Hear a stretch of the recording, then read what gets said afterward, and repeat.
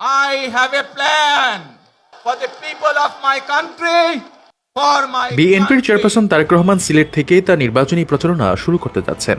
আগামী 22 জানুয়ারি পীর আউলিয়ার পুণ্যভূমি সিলেটে হযরত শাহজালাল রহমাতুল্লাহি আলাইহি ও হযরত শাহপরান রহমাতুল্লাহি আলাইহির মাজার জিয়ারতের মধ্য দিয়ে তার আনুষ্ঠানিক প্রচার অভিযান শুরু হবে। বিষয়টি সোমবার 12 জানুয়ারি গণমাধ্যমকে নিশ্চিত করেন বিএনপির স্থায়ী কমিটির সদস্য সালাউদ্দিন আহমেদ।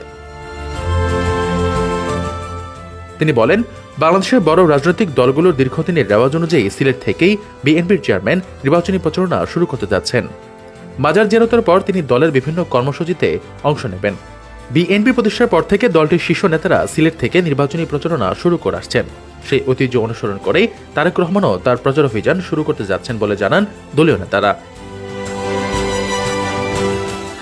তারেক রহমানের সিলেটে আগমনকে ঘিরে জেলা ও মহানগর বিএনপি ব্যাপক প্রস্তুতি গ্রহণ করেছে। দলীয় সূত্র জানায়, তিনি সেখানে জনসভা, নেতাকর্মীদের সঙ্গে মতবিনিময় এবং সাংগঠনিক কর্মসূচিতে অংশ নেবেন। এই সফরের মাধ্যমে আসন্ন জাতীয় নির্বাচনকে সামনে রেখে বিএনপির রাজনৈতিক কর্মকাণ্ড আরও জোরদার হবে বলে মনে করছেন সংশ্লিষ্টরা।